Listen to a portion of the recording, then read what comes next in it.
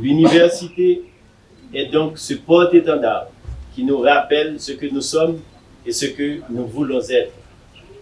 J'en appelle, en ces circonstances particulières, au développement d'une université qui puisse jouer son rôle dans la refondation de la patrie, dans la construction du dialogue national et de la gestion du pays.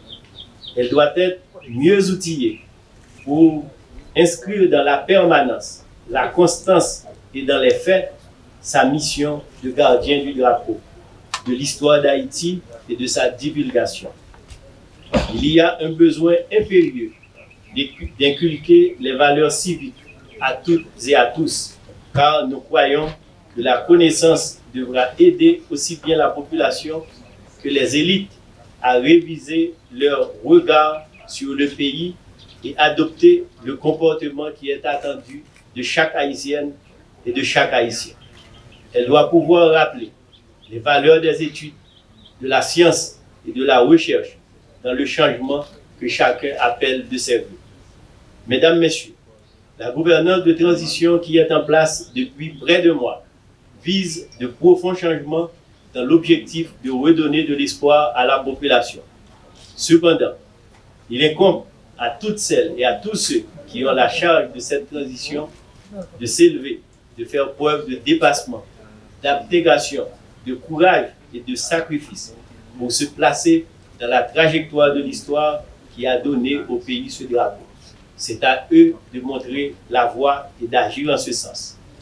Ce drapeau qui nous réunit ce matin autour du thème « En rassemblé en bas drapeau » doit être ce leitmotiv d'une démarche d'unité vers une cause commune qui interpelle à s'en inspirer en vue de poser les actions que commande la conjoncture pour le bien du pays et de sa population. Notre bicolore nous commande donc à l'union, à la fraternité, si nécessaire pour un pays revigoré et qui retrouve le sens de son histoire originelle.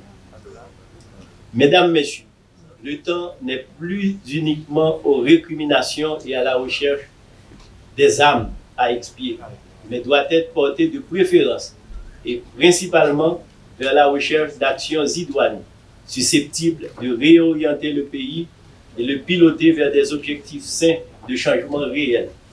C'est en effet très difficile compte tenu des enjeux et des contraintes. C'est pourquoi j'encourage les uns et les autres, citoyennes et concitoyens, en ce jour commémoratif de notre bicolore, à concentrer nos efforts vers des objectifs convenus, car c'est une nécessité qui exige de grands sacrifices et une volonté ferme et inébranlable pour parvenir à surmonter les difficultés.